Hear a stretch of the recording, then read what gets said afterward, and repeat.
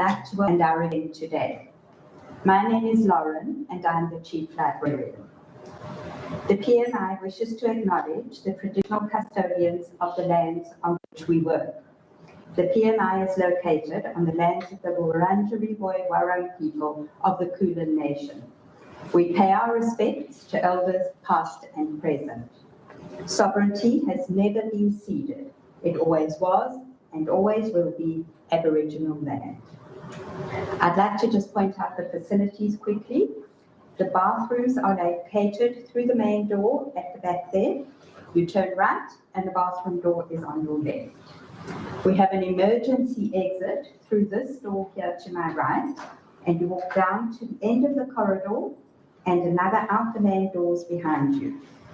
In the unlikely event of an emergency, a staff member will help direct you out the building. We've got the air conditioning on. If anybody's too hot or too cold, please let us know. We are delighted to have you here to participate and share in today's event. We are pleased to be able to welcome those of you who have been with us for some time now, as well as those of you who are new to the library. The PMI Victorian History Library is the second oldest library in Victoria, founded in 1854. We collect all aspects of Victorian history, along with interstate and national material, which includes and informs the history of Victoria. We have more than 30,000 items on site, and the majority are available for loan. We are the only for loan collection of this type in Australia. Our core collection is local history, and we hold information on most of the towns in Victoria. Letting you know that the PMI staff will be taking photographs throughout the event. We're going to use them for promotion and social media for the PMI. If you don't want to be included, please let Jade know. She's sitting on the side. I'd now like to extend a very warm welcome to Don, President of the Victorian Railways History Library. Don will be talking to us about Back from the Brink, the checkered history of the Victorian Railway History Library.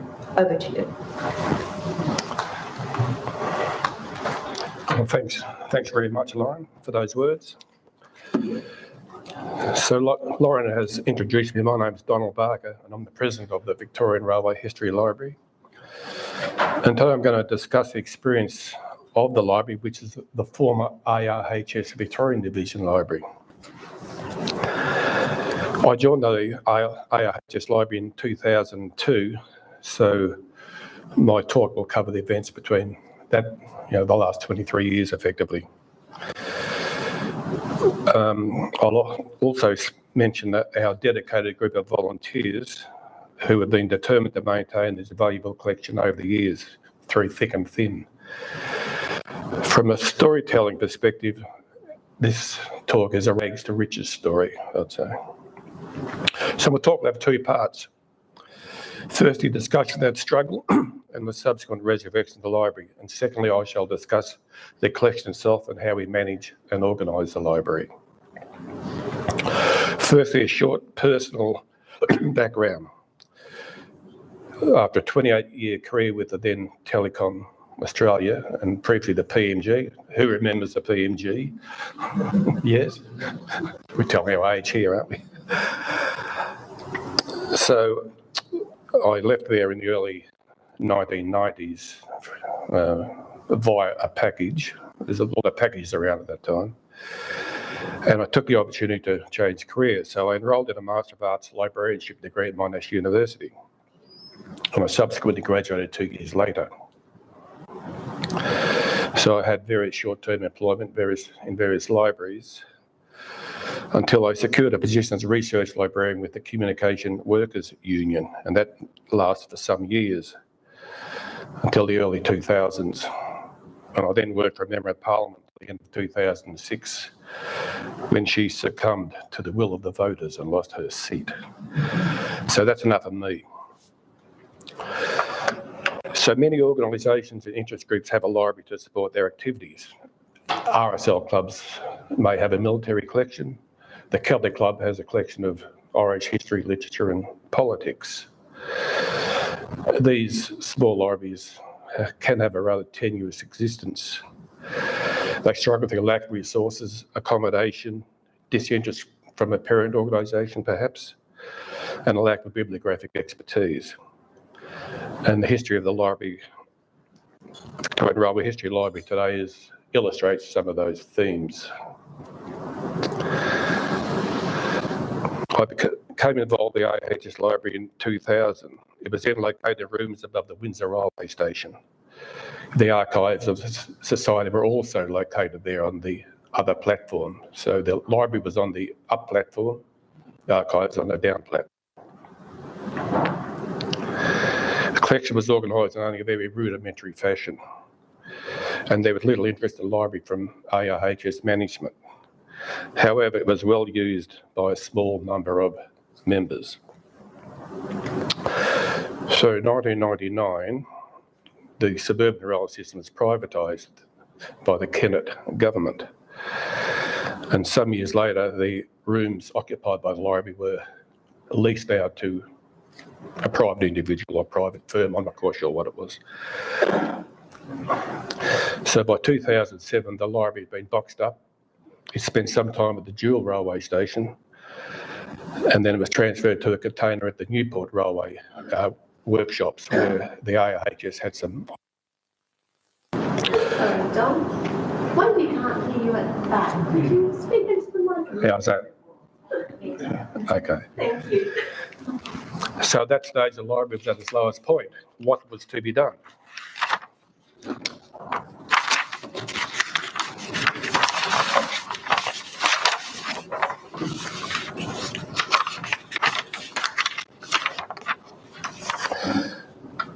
So in 2009, an opportunity arose.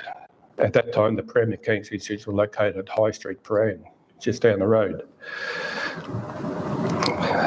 Their accommodation there was rather cramped, and space was at a premium.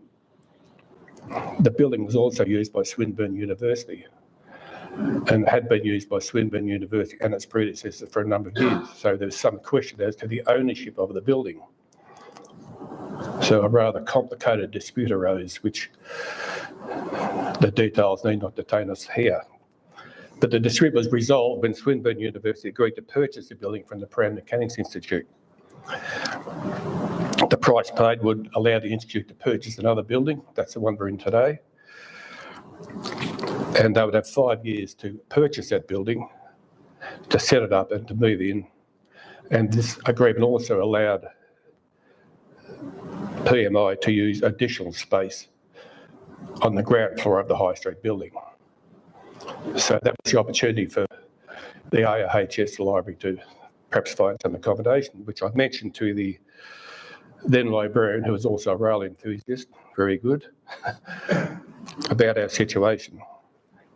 And we agreed that the new space obtained as a result of this agreement could be used by the ARHS and so by the Cinema and Theatre Historical Group, which is another partner organisation of PMI here. And we're also offered accommodation in this building when this building was completed, but that was obviously sometime in the future. So I referred this offer to the ARHS Council. They agreed to it. They also provided money to buy some shelving. And then we were able then to move our collection from the container to the High Street premises, which involved quite a lot of work. I put a note in the ARHS newsletter asking for volunteers, and immediately there was a response from Chris Carter, who's here today, and we proceeded to move the collection. It was all boxed up, but the boxes were quite large boxes. They'd been moved a number of times and they were falling apart. And moreover, the contents were placed in rather haphazard order. Boxes of books were mixed up with the boxes of magazines, so it was all rather complex.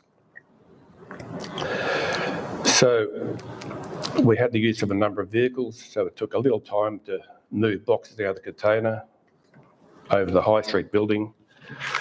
and then we had to sort everything out.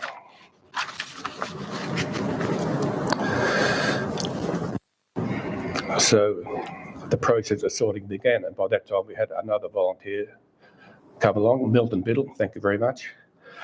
And we just started sorting books and magazines. We placed the books on the shelves in order of title, just as a means of establishing how much we had. And of course, we didn't have enough space, so quite a few boxes had to remain back at Newport. So we constructed a simple catalogue. We used an Excel spreadsheet, which simply had the author, title, subject, and classification number. For example, our classification was designed to identify place and function. For example, a book on Victorian steam locomotives was classified as A385.3619945. So the A meant Australia, 385 was railways, 945 was Victoria, and 361 was steam locomotives. So we classified the books with a temporary label, placed them on the shelves in classification order. So the library had a temporary home, and some years later, when the purchase of this building was complete, we were invited to move our collection to this premises, even though the renovations had not yet been done.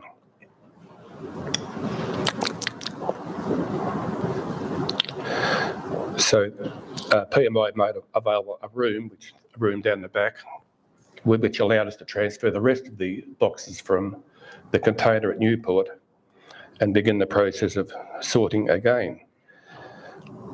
And that, well, took several years to undertake this task.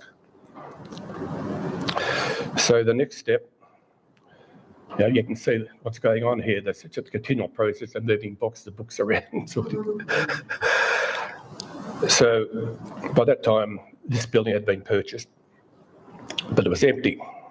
And PMA asked us if we'd occupy a building down the front right-hand corner to give the impression that it was actually occupied. So that's what we did.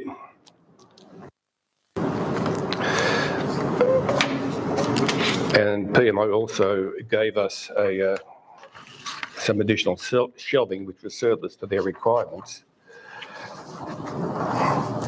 which meant that we could actually establish a library of sorts down below. And at that stage, we were able to say that the library was open for use by ARHS members, but of course, not for borrowing, only for browsing. So another move took place. Around 2014, renovations began on this building. So we had to move out of our temporary accommodation to further temporary accommodation, which is down the back of this building in the basement. So they constructed a temporary partition, and all our books and journals and shelving were moved to the back of that building. So by 2015, the renovations on this building were complete. And the Prahran Mechanics Institute and the ARHS Victorian Division came to an arrangement which gave us 100 metres of shelving space in the library here in return for a small annual contribution. So the final move took place upstairs to our library over here, where the collection remains to this day. So after many moves, we finally had a permanent home. That was about 7 moves all up, wasn't it? I'm sorry? I think I counted about 7 moves all up. Oh, yeah. Well, it was fun.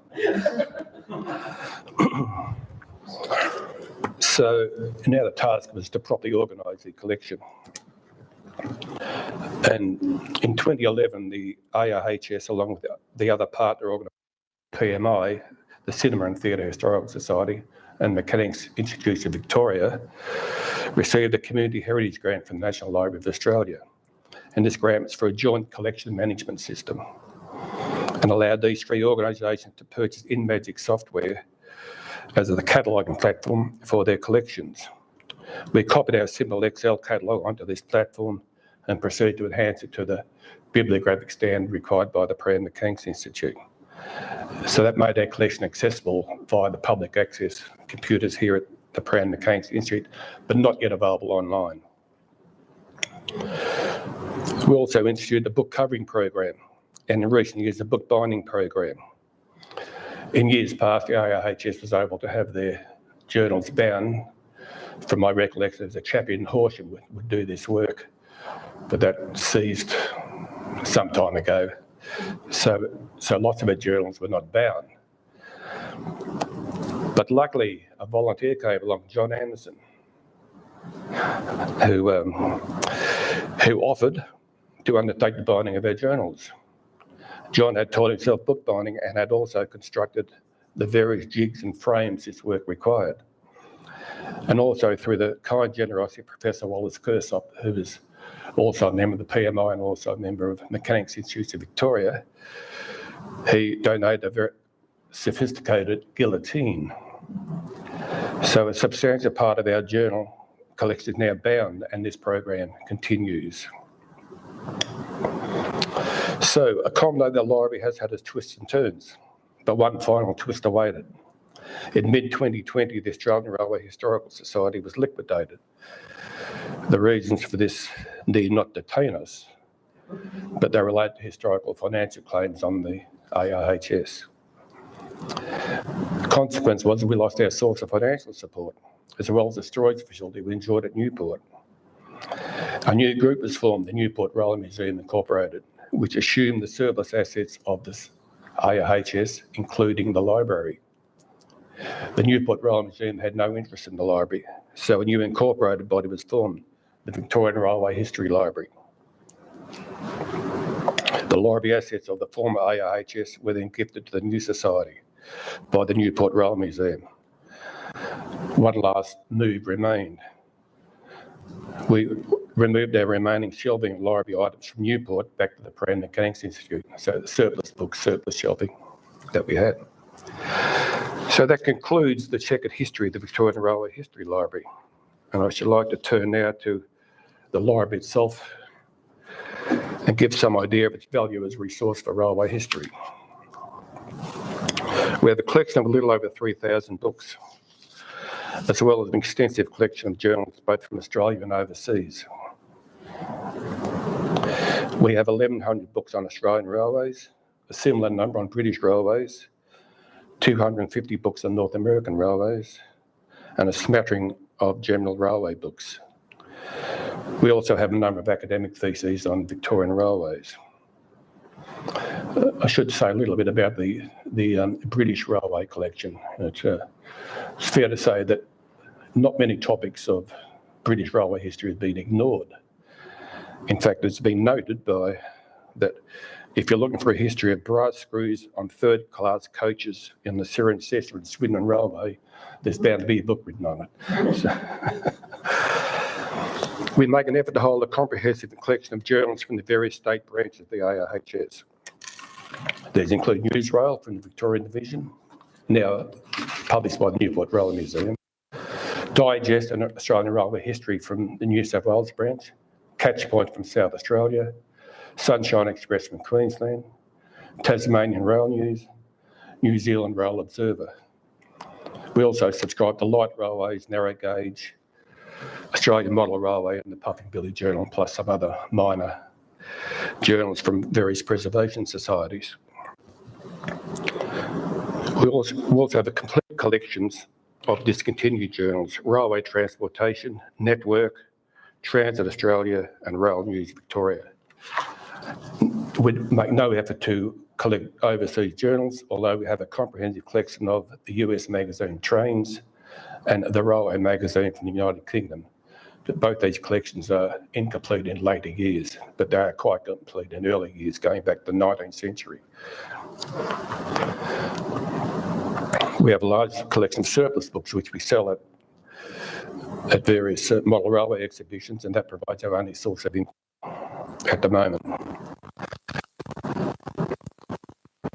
Railway exhibition in Melbourne, Sandown, Brandon Park, Diamond Valley.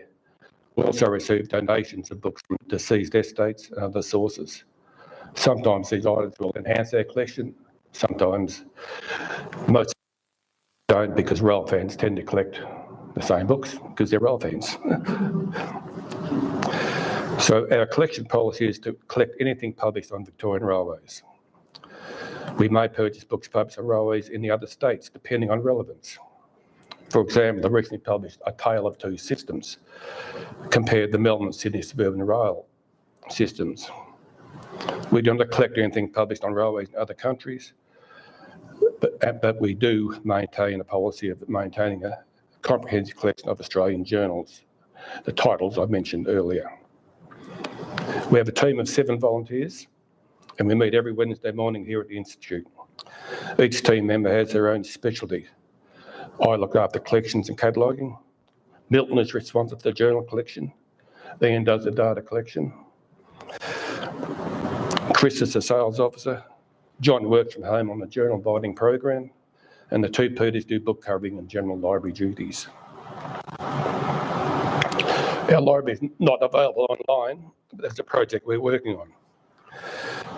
We hope to make at least the Victorian books and journals available online sometime in the future.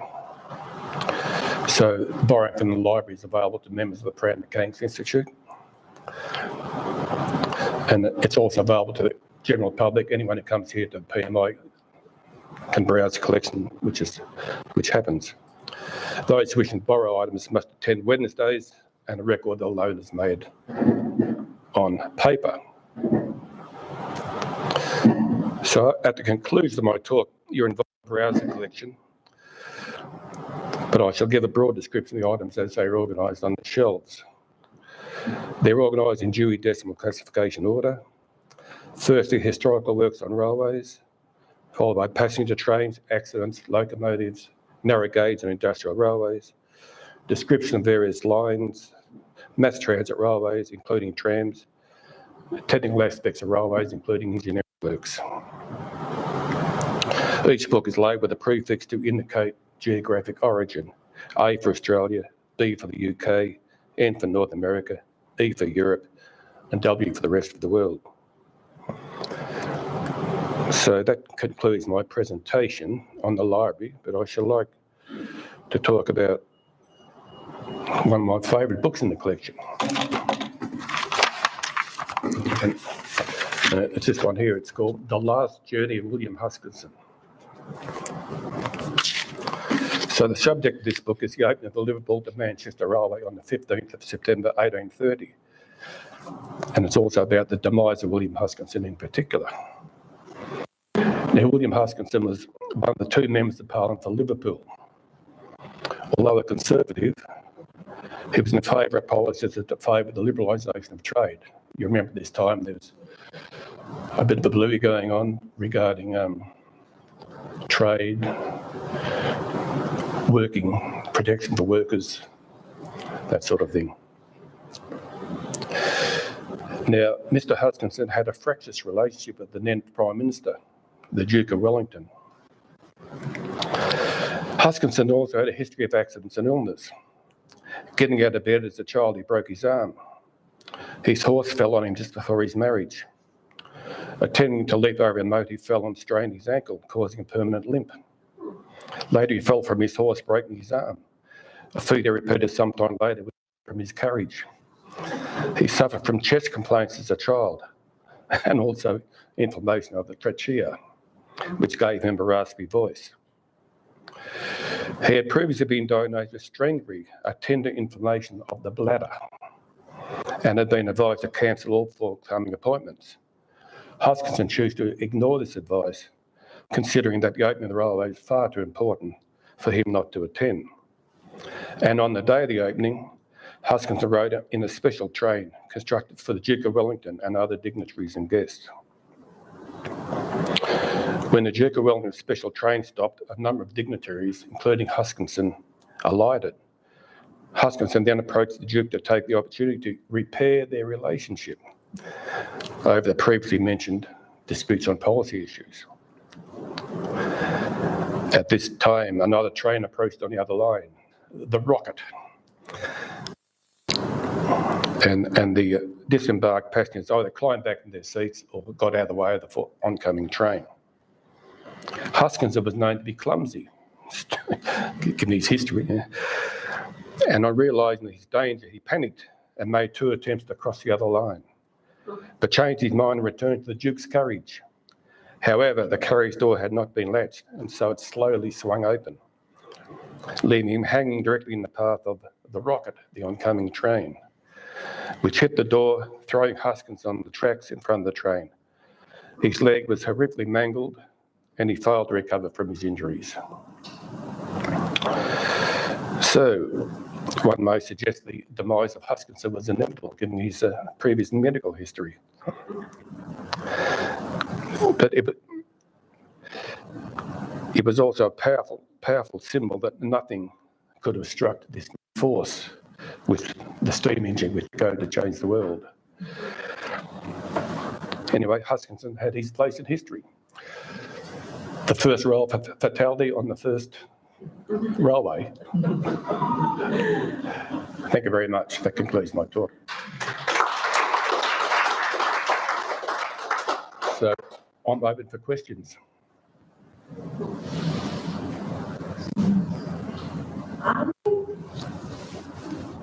Someone else have a question? Are people able to join the library as members? No, if you join the Prahran Mechanics Institute, that's quite sufficient.